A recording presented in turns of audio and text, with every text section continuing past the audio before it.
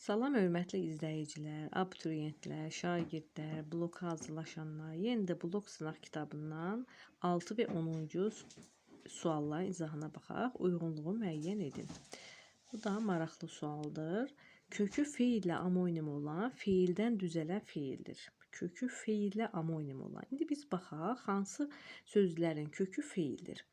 Yerlənəcək sözün kökünə sadəcə bu dəfə köklərinə baxaq. Yerlənmək, yəni yerlənəcək sözünün kökü yeldir. Yel sözü də feil ola bilməz. Deməli, A bəndi ola bilməz bir də. Sağaltmaq, sağ sözün kökü. Bu sağ əgər al-əl şəkilsini artırılıbsa, deməli bu sifətdir. Amma amonimi feil ola bilərmi? Bəli, sağmaq feil ola bilər. B ola bilər. B-ni qarşısına yazaq. Həm də təkcə amonim olan demir, feildən düzələn feildir. Sağaltmaq, sağal, al şəkilçisi, sağalt, t şəkilçisi. Bu söz hansı sözdən yaranıb uşaqlar? Sağalmaq sözündən. Yəni sonuncu leksik şəkilçisini çıxarırıq. Sağalmaq sözündən yaranıbdır. Yəni feildən düzələn feildir, doğrudur. Yəni bir bəndi tam ödədi. Digər bəndlərə baxsaq, düzülüş. Düzülüş sözünün kökü düz, ül şəkilçisi, leksik şəkilçisi, üş leksik şəkilçi. Əgər düz sözünə ül şəkilçisi artırılıbsa, onda o feildir, düzmək. Deməli, amonimi feil olan düz olmadı, çünki elə özü feildir. Digər bəndə baxaq, alçaldıcı. Alçaldıcı sözün kökü alçal, d, yəni t, bir də iki leksik şəkilçi var, bir də ıcı. Alçalmaq sözü də özü elə feildir. Ona görə bu da amonim ola bilmədi. Deməli, cavabımız 1-də B-dir yalnız. Əgər biz B olmayan cavablar çıxsaq, qalır 3 dənə. 3 dənə cavab qalır. A-nı və C-ni silək. İkincisi, kökü və başlanğıc forması eyni nitq hissəsidir. Kökü və başlanğıc forması, məsəl üçün, sağaltmaq dedik ki, sifət feildir. Sağaltmaq yəni ola bilməz. Alçaldıcı kökü feildir, amma özü sifətdir.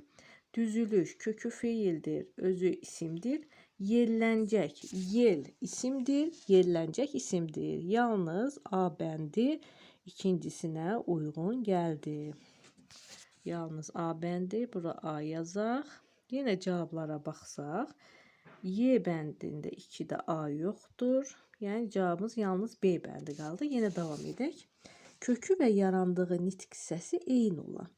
Kökü və yarandığı kökü, məsəl üçün, baxaq C bəndinə. Kökü düzülüş, elə buradakı bəndlərə baxaq. Düzülüş, kökü düzmək, feil, yarandığı nitq hissəsi düzülmək. Doğrudur, C doğrudur. Yine buradaki D'ye baxaq. Alçaldıcı dedik ki, kökü feildir, alçalmaq. Alçaldıcı sözü bəs hansı sözdən yaranıb? Alçaltmaq sözündən yaranıb. Yəni kökü və yarandığı nitq hissəsi doğrudur, D. Digər bəndlərdə baxaq. Yerlənəcək sözünü dedik ki, kökü isimdir, amma yarandığı nitq hissəsi feildir. Yerlənmək sözündən yaranıb. Bu yanlışdır. Sağaltmaq sözündə bayaq qeyd etdik ki, sağ sifətdir, amma özü yaranıb sağalmaq feilindən. Deməli, üçüncüsündə də cavab oldu C-dir. Doğrudan da cavabımız B bəndidir. Keçək digər sualla. 7-ci sual. Aşağıdakı fikirlərdən hansı müəyyən dövrlərdə ədəbi dili əvəz edən üsluba aid edilə bilər? Müəyyən dövrlərdə ədəbi dili əvəz edən üslub hansı üslubdur uşaqlar? Bədii üslub. Bədii üslubdur. Bizə lazımdır bəndlərin içərisində bədii üslubun xüsusiyyətini seçək. A bəndi, A bəndini saxlayaq. B bəndi, arxaik leksika və əski sintaktik konstruksiyalar uzun müddət mühafizə olunub. Bu, rəsmi işgüzar üslubdur. Rəsmi işgüzar üslubun xüsusiyyətidir. Yalnız şifahi formada mövcuddur. Bu, məişət üslubudur. Ən ictimai üslubdur. Bu, publisistik üslubdur. Məntiqlilik, ardıcıllıq və konkretliyi ilə seçilir. Bu da hansı üslubdur? Elmi üslubdur. Fərdi üslub ən qabaq şəkildə bu üslubda özünü göstərir. Bəli, bu bədii üslubdur. Deməli, cavabımız hansı oldu? A bəndi. Keçək digər suala. 8-ci sual. Klaster tamamlaya bilməz. Baxın, burada klasteri tamamlayan bir dənə cümlə bir. Əmr şəklində olan feil cümlədə yalnız feil xəbər olur. Bizə burada uyğun gəlməyən cavablar lazımdır. Baxın, burada uyğun gəlməyən cavablar lazımdır. Yəni yazılmamalıdır bu hissəyə. Nida cümləsinin xəbəri ola bilməz. Nida cümləsinin xəbəri ola bilər. Əmr şəkli. Məsələn, biz deyirik ki, dərslərini oxu. Bir var adi tonla deyirik ki, dərslərini oxu. Bir də var deyirik ki, görürük oxumur və deyirik ki, get dərslərini oxu. Artıq yüksək hissəyəcanla deyildikdə bu əmr cümləsi nida cümləsinə çevrildimi? Bəli, çevrildi. Yəni xəbəri nida cümləsinə xəbər ola bilər. Bu yanlış fikirdir, amma bizə yanlış fikir lazımdır. 2. Bütün şəxslər üzrə intonasiyanın köməyi ilə sual cümləsinə çevrilə bilər. Əmr cümləsi, əmr şəklində olan sözlər bütün şəxslərdə sual cümləsinə çevrilə bilmir.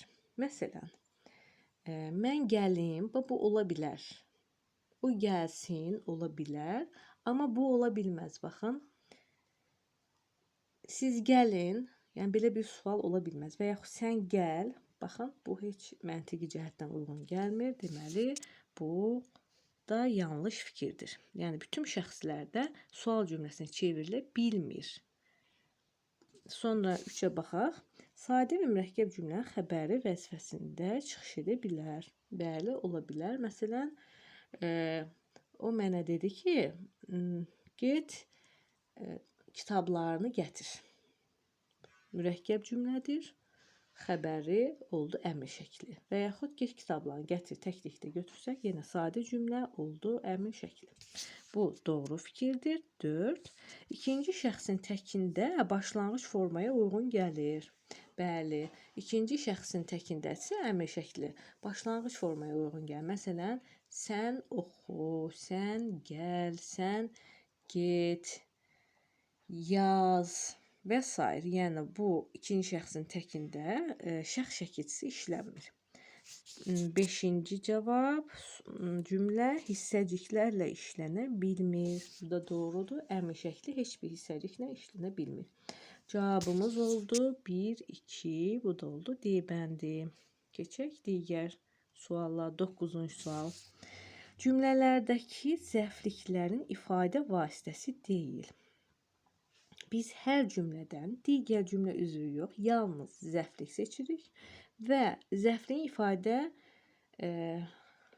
vasitəsinə baxırıq ki, bəndlərdən heç birisində, daha doğrusu, yəni cümlələrdəki zəfliklərə baxaraq bəndlərdən olmayanı seçməliyik.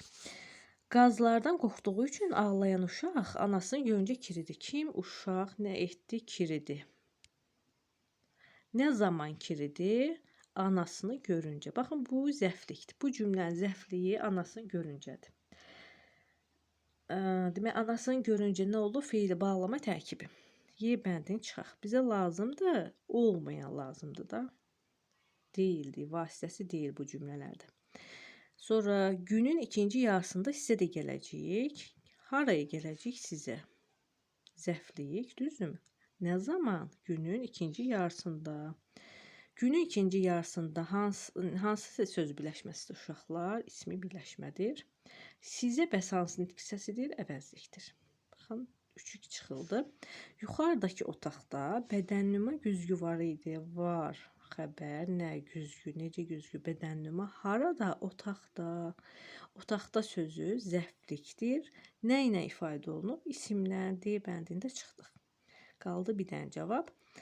Nə qədər çalışsa da ürəkdən oynaya bilmədi. Necə oynaya bilmədi ürəkdən? Bu zəflikdir. Zərflə ifadə olunub. Amma zərf cavabı yoxdur onsuz da. Nə qədər çalışsa da, nə qədər də yenə zəflikdir, əvəzlikdir, əvəzlikdə çıxmışıq. Bir dənə qaldı feil sifət tərkibi. Feil sifət tərkibi nə üçün veriblər burada?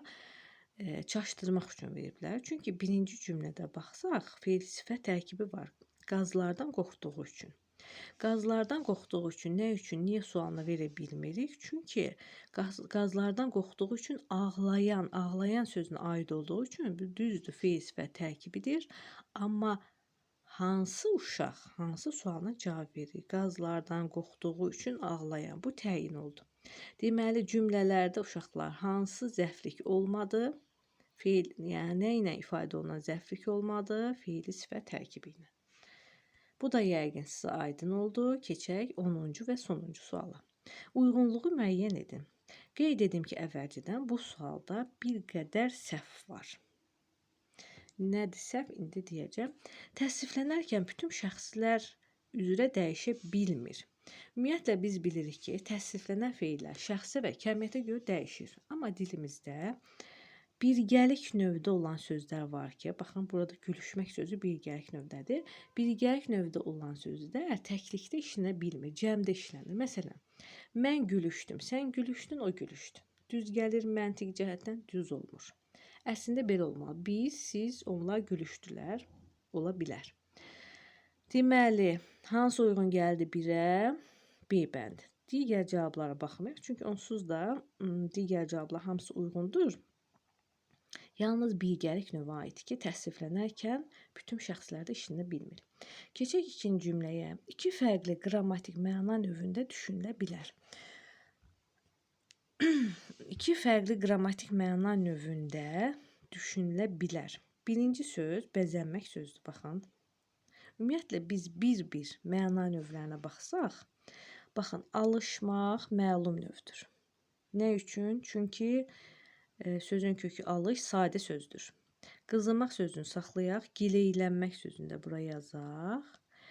Gileylənmək də məlum növdədir. Çünki dilimizdə gileyləmək sözü olmadığı üçün şəkilçi oldu lən, lan şəkilçisi ilə də qrammatik məna növü düzələ bilməz. Bu da oldu məlum növ. İki dənə məlum növ oldu. Gülüşmək oldu birgəlik növ.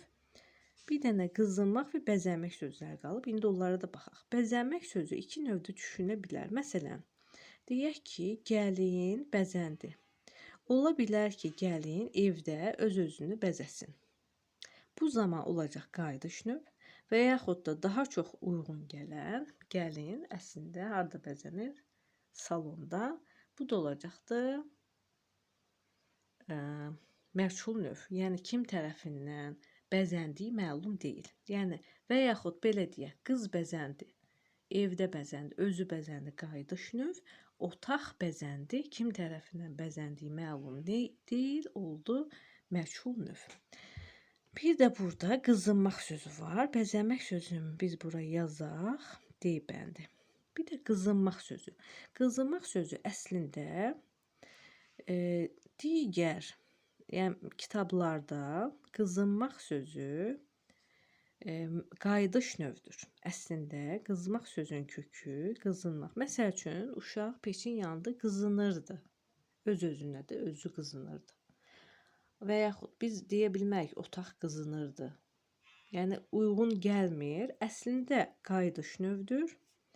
Amma burada iki növ kimi götürülüb. Yəni sualın cavabında iki növ kimi götürülüb. Yenə də qeyd edirəm ki, qayda kitablarında qızınmaq sözü yalnız bir növdədir və məntiqlə də düşünəndə olmur. Yəni ancaq qayıdış növü uyğun gəlir.